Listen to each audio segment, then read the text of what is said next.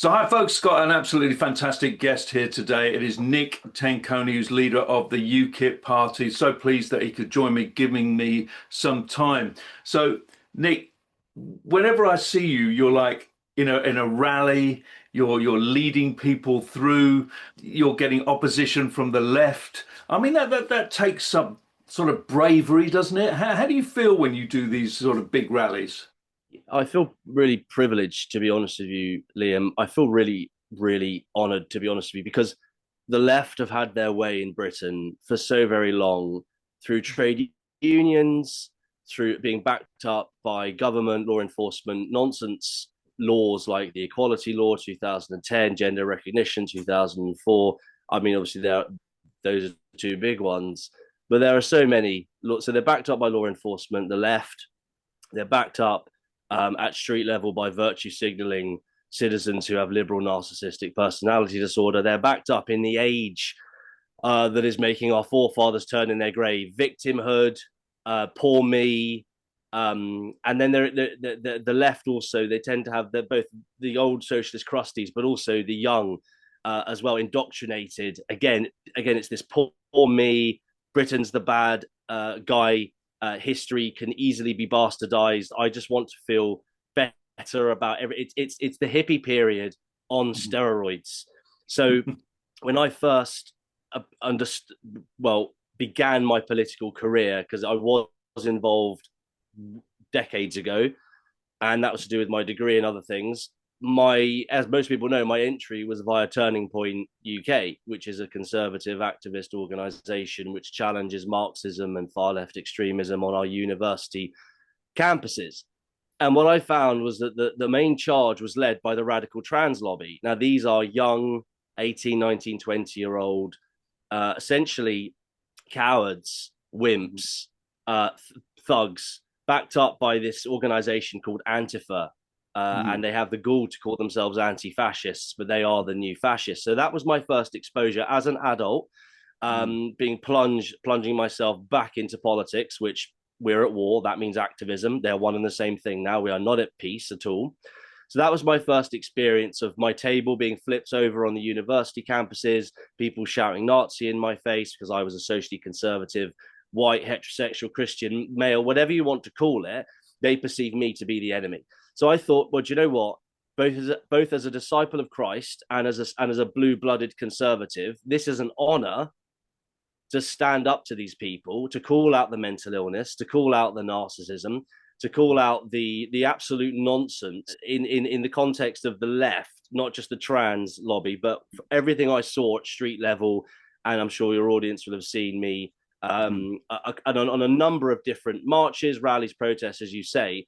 What an honor to be able to call out the nonsense and to stand up for socially conservative, traditional family values minded Christians, common sense, perhaps just common sense, patriotic citizens who are essentially beaten in submission by these ridiculous left-wing laws we've got in place, and two-tier policing and two-tier justice. What a fantastic opportunity, and how blessed am I to be able to say that myself, the good people, our fantastic CEO at Turning Point, the good people I'm now surrounded by at UKIP, we get to lead the charge against this madness and ultimately deliver justice, take control of Britain and deliver justice back to the British people. It's truly blessed. So, what I'm always interested in these talks, I'm interested personally, it takes a lot of guts for someone to actually stand up, walk through the streets, take the insults. Have you had personal threats? Have you had death threats? How has it affected your personal life? Yeah, certainly. So what I will say to your audience is I do try and be as vulnerable as I can with people who are giving up their time to interview me. Number one, I've been boxing for a very long time. So the reality is that whether you box, whether you MMA, jiu-jitsu, whatever, Thai boxing, whatever. When you soldiers, who've been in combat, lots of people have had this experience of basically getting hit in the face, and there is a training and a development process you go through every time you wrap up your knuckles, every time you put the gloves on, every time you go in the ring. And I'm a nobody, by the way. when it comes to combat, and I was never a professional fighter. I'm not saying anything like that, but I always tried, no matter how awful it felt and how it is utterly devastating in your stomach, the feeling that you're going to get hurt. No matter how many times you feel that, I'm talking now about physical combat, you wrap up your knuckles, you put the gloves on, and you go back in, and it doesn't really matter what does or doesn't happen. You're gonna get through it, and that's your training, that's your development for the psychological process. So it's very kind of you to say that, Liam. But I do feel like I've been through it, and I don't fear man. I answer to God. So there's a little bit of faith involved in that as well. I also know too much about the subconscious and psychology due to my training to understand the grace and the principle that once you understand your enemy, once you understand something, you can defeat it as well. So I'm trained in that area. But in terms of my personal life, linking that to fear, yes, I get threatened at street level, but they'd never do it to my face.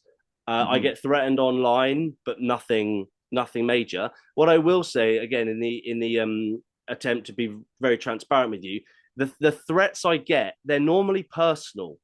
They're normally personal, and they're from people that know me.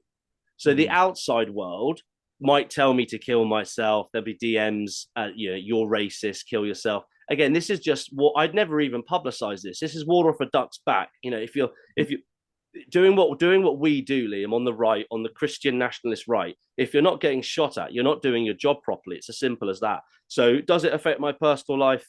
It doesn't affect me, but I've obviously chosen a path which is potentially very unappealing to eligible female suitors, and that's perfectly reasonable. I understand that, and that's the path I've chosen. So, but that's my sacrifice. That's my cross to bear. And if I'm rewarded with a suitor, then that's blessed. And if not, then this has to come first. This work. Well, it's very, very brave, because so many people in the country don't stand up. And I think one of the things that disappoints me most as a nation, we do seem to be very sort of subservient. Very few people are actually sort of standing up to be counted. Well, why do you think the British have become like that? I mean, whereas the French are out on the streets, they're they're really active. But why have the British become so passive? It's a fantastic question, and there's a couple of other questions as well where I can analyze and give you a minute or two on it, but I don't necessarily know the answer. I was in the Romanian Parliament on Tuesday last week, and there's a paragraph in my speech, and they'll get me the footage. That'll go up soon, and I say, same as I did last year when I was speaking in the Romanian Parliament, I talk about the fact that there is a lot of state-sponsored wickedness going on in Britain. Very true. But then there's also there's a flip side to that coin. There's liberalism.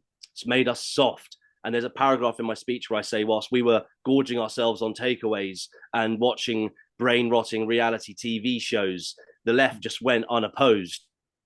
Now, what I will say is this. There is something inherently problematic about conservative ideology, in as far as conservatives genuinely want to be left alone by the state. They genuinely want to be left alone to have as many driveways, cars on their driveways as they like. They want to live in the nice houses. Their lifestyle and capitalism and materialistic atheism go hand in hand. Now, what happens is that when materialistic atheism takes over, because there are lots of very faithful Catholic and Protestant billionaires and millionaires and philanthropists, but there is a problem in Britain whereby we had it so good for so long, and we became so dependent on the state as a result of that.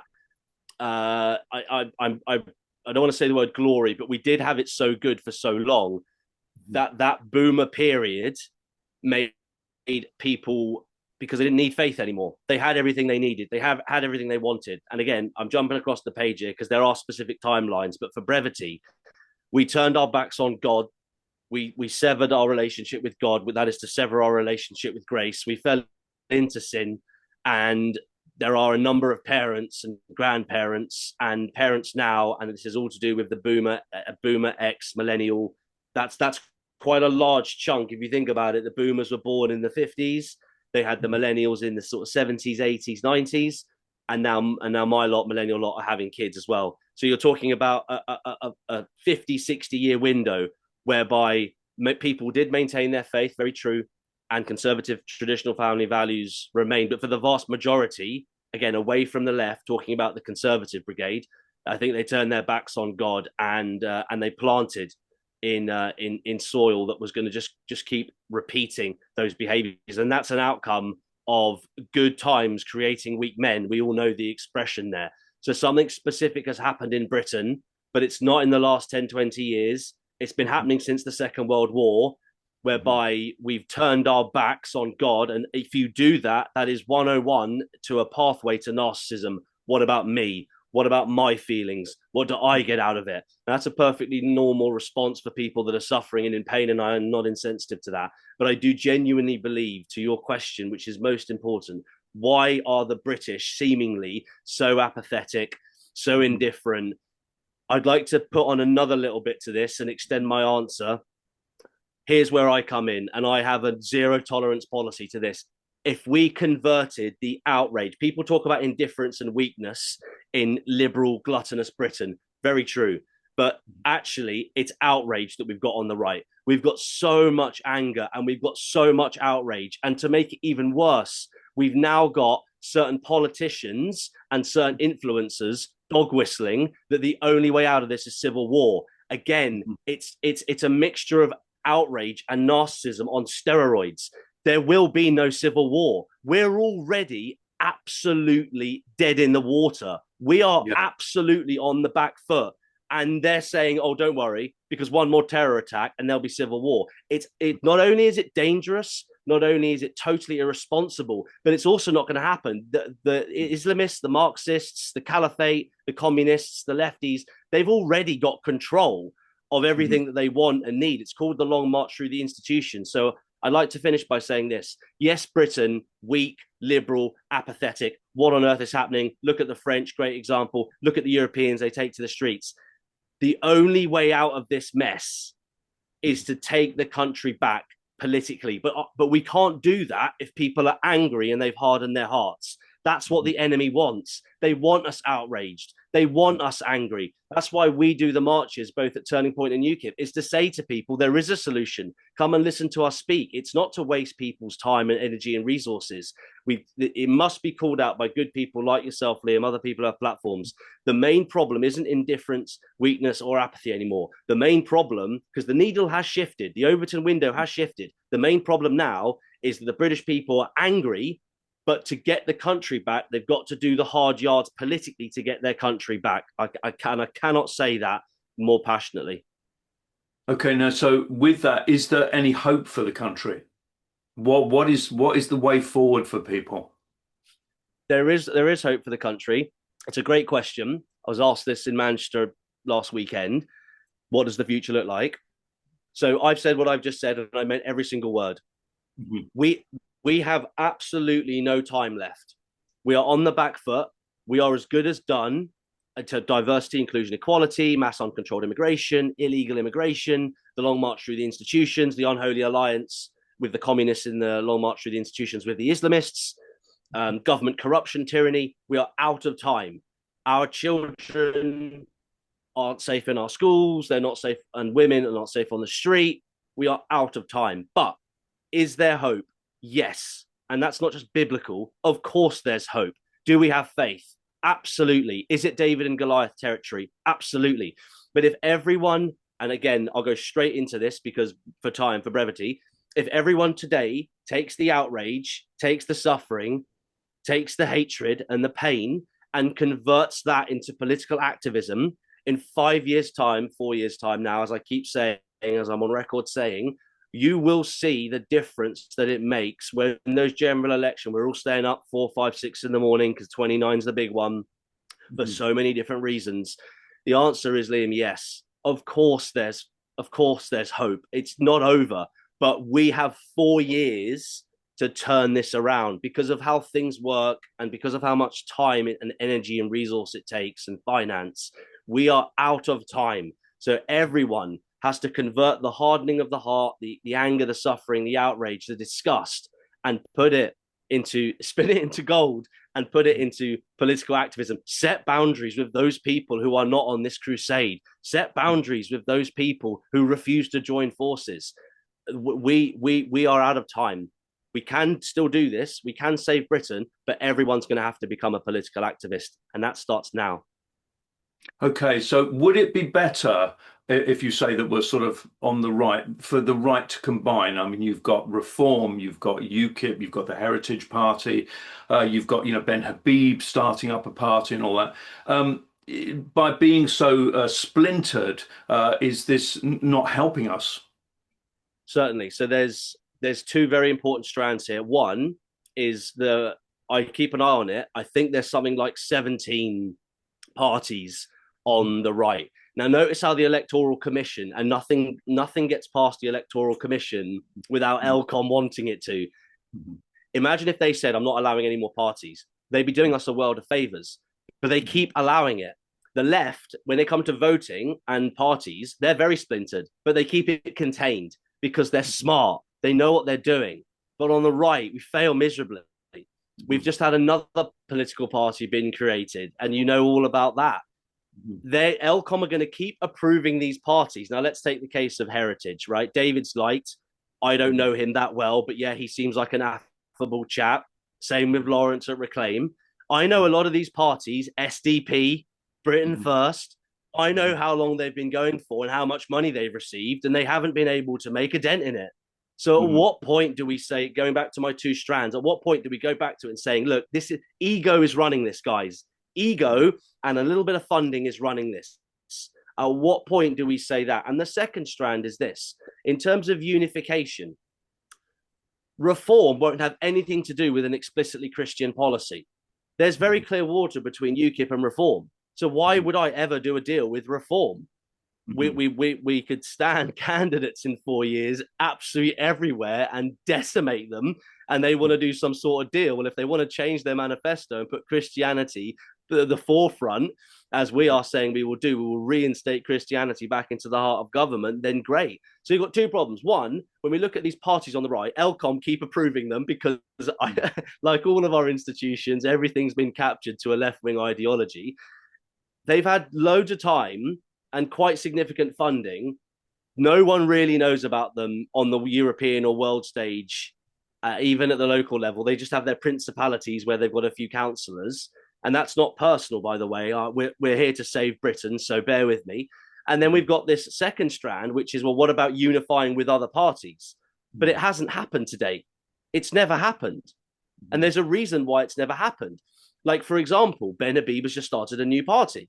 I offered Ben back in December. He said no. Ben's a very nice, affable chap, and I'm very fond of him. I think he's a very credible individual. I like him. But he turned me down, and now he started his own party. So the general public is going to have to start looking at this and hearing what I'm saying and know that at the moment, I don't have any skin in the game at all. My liberty's at risk. Technically speaking, my life is at risk. But I've chosen all this. Here's the thing, I've chosen it, and it's a great honor.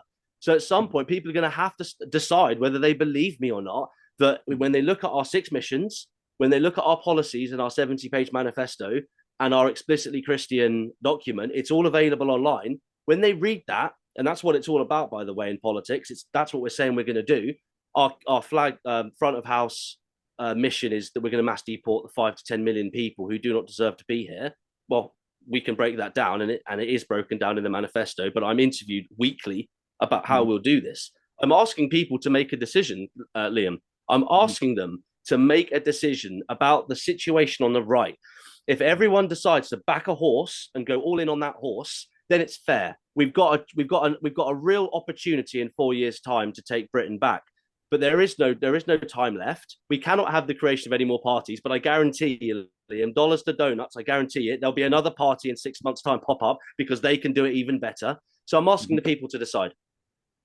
Absolutely. So free speech is a huge issue in this country now. Absolutely issue.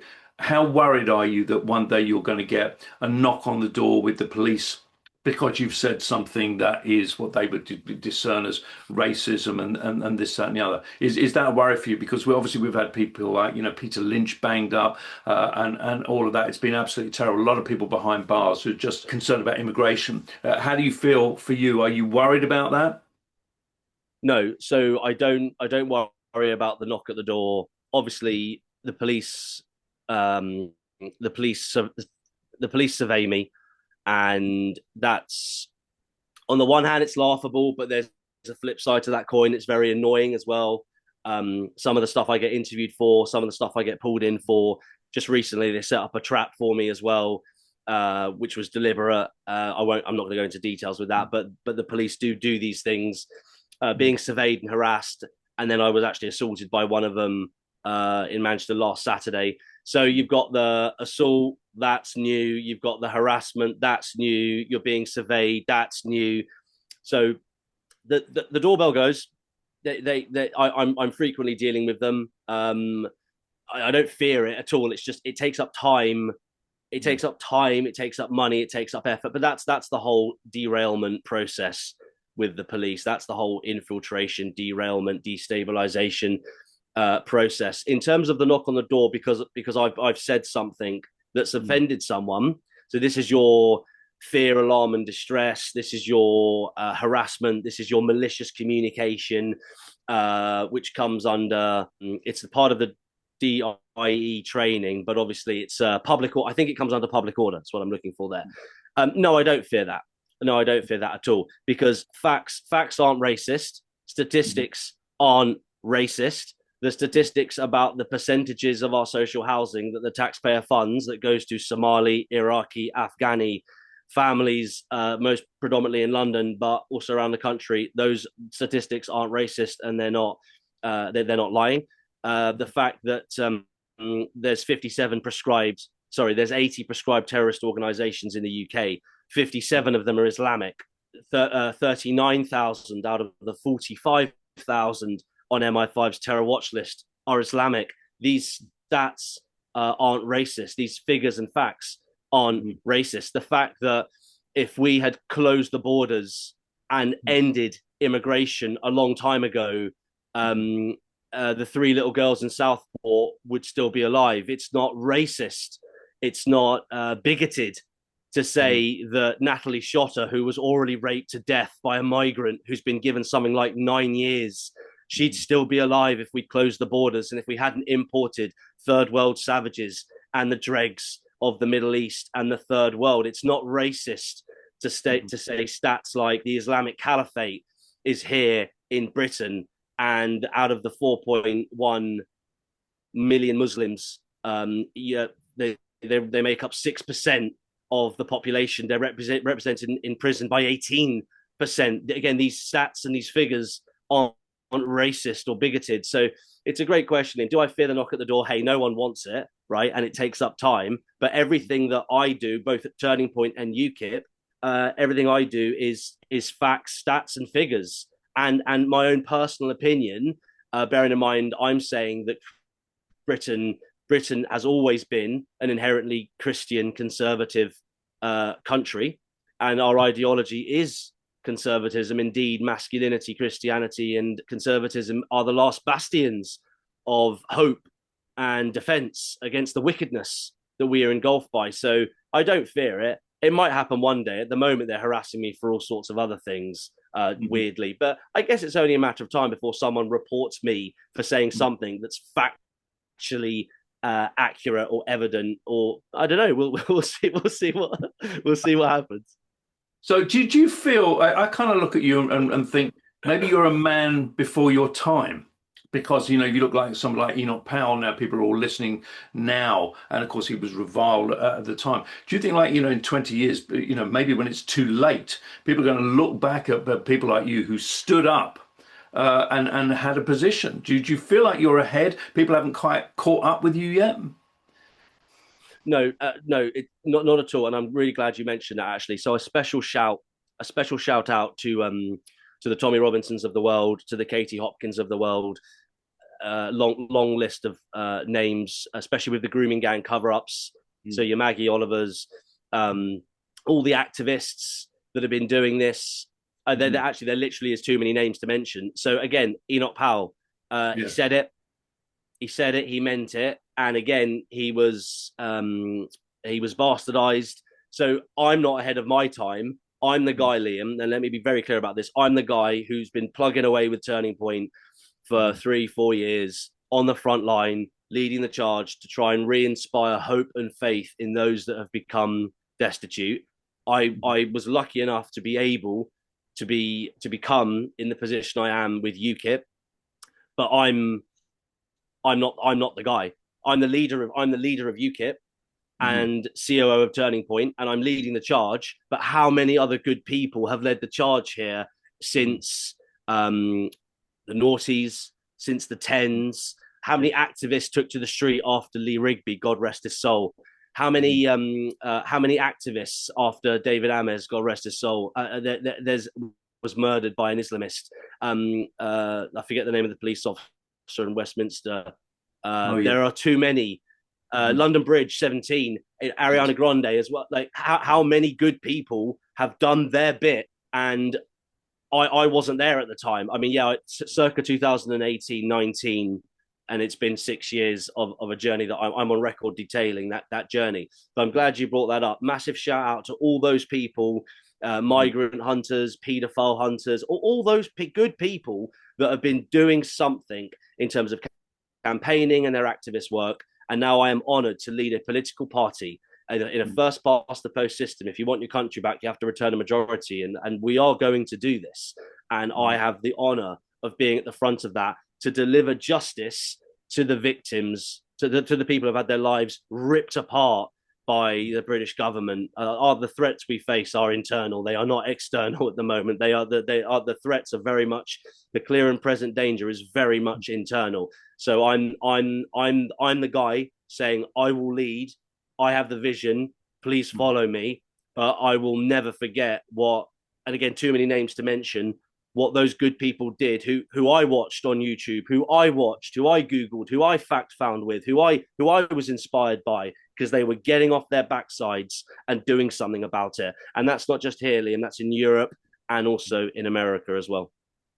Yes, I think we've only got about five minutes to go here. Obviously, you see the cross behind you. How much does your Christian faith kind of spur you on? Oh, well, enormously. I mean, when the chips are down, going back to some of the things that you brought up in the interview, like having a liberty taken, being in a cell, being under attack, having to defend yourself against Islamists in a tiny little cell, God forbid. When the chips are down, you're scared, you're tired, you're alone. When I'm giving these speeches on these marches, sometimes, depending on which season we're in, it's boiling hot. The left, it's very inoculating. They know what they're doing. A lot of the time, they're very malicious with it as well. They'll call you these names, but you've got the noise and the banging of the drums, and you've got to focus on the task at hand. You're standing up for, I don't know, survivors, whatever, the patriotic British right. If we aren't grounded in our faith, if we are not grounded in our faith, we will founder.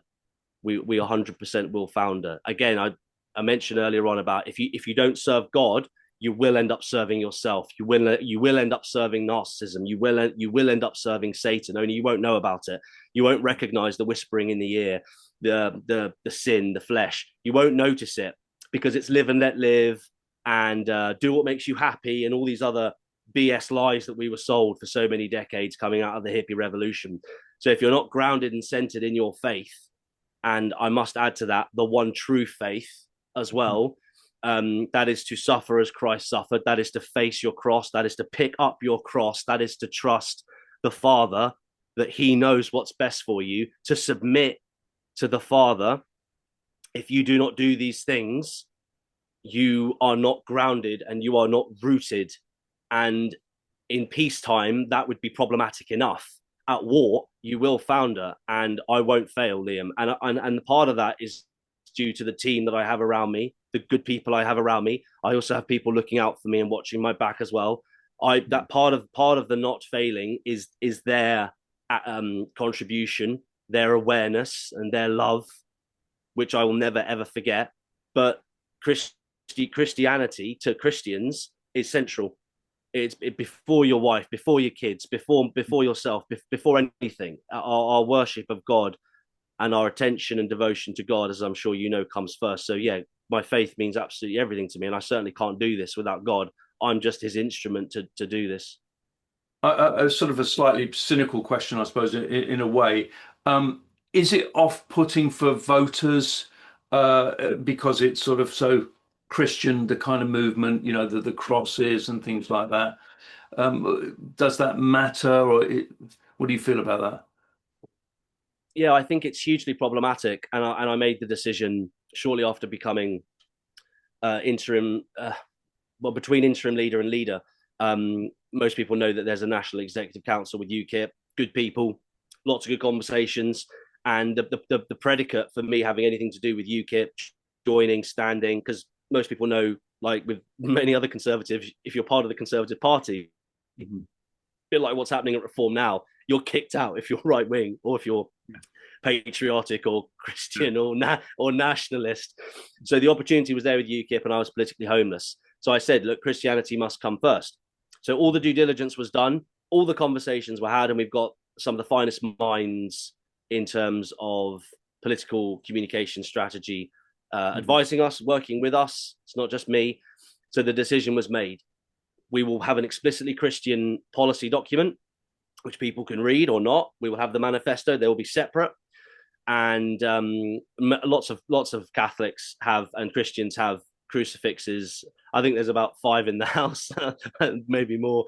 But as you say, on the marches, people bring crosses and they have religious paraphernalia as well. You're absolutely correct, Liam. It is a huge risk.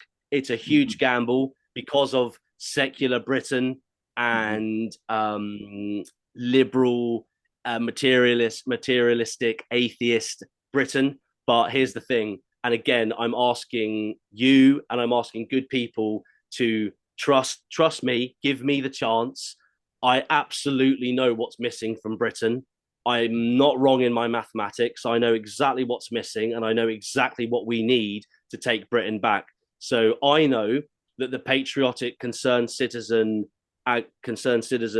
agnostic or atheist right, I know that they will team up with the Christian nationalist right, regardless of doctrinal biblical differences. I know they will. And that's something I feel. Bookmark this video. That's something I feel in my heart. That's something that I know.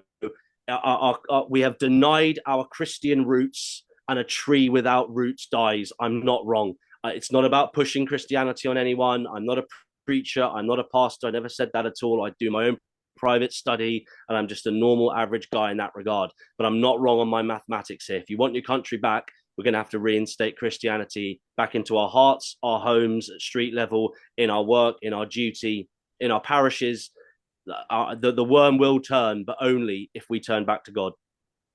You come across obviously as an incredibly passionate man, with your Christianity and your faith. But do you think that the church in this country has let us down recently? Not looking at the real issues. Certainly. So when we say this bit's actually it's heartbreaking, because when we say our institutions have been captured, we literally mean that. So for all the vitriol that the Catholic Church gets, simultaneously the Anglican Church just gets away with literal assassination of our faith. The LGB flags, TQIA plus flags, love is love, female vicars or pastors or priests, I don't know what they call them in the Church of England. Justin Welby, you're talking about an issue that I will surmise, because I'm acutely aware of time. Yes. If all ordained clergy between the Catholic Church and, let's say, the Methodists and everything else in between, if all of them said we are apolitical because we've been here for centuries and it always ends badly, guys. Do you know what? I say good luck and God bless. I got no problem with that. I've had loads of Roman Catholic priests told me, Nick, I'm staying out of it. Some of them want to get involved, some of them don't. Do you know what? But they're not. They're left wing. There are so many parishes, so many ordained clergymen and women, apparently, who are left wing. and they're pushing the left wing agenda. These videos are all over Instagram. They're all over TikTok.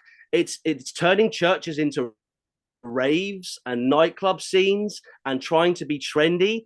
And there's no reverence whatsoever. So for all the vitriol the Catholic Church gets, which obviously not for now, but when you say, do you think we've got a problem with our churches, our parishes, Protestant, Anglican? I mean, it's riddled. It's absolutely riddled with heretical teachings, with complete denial and betrayal of Christ.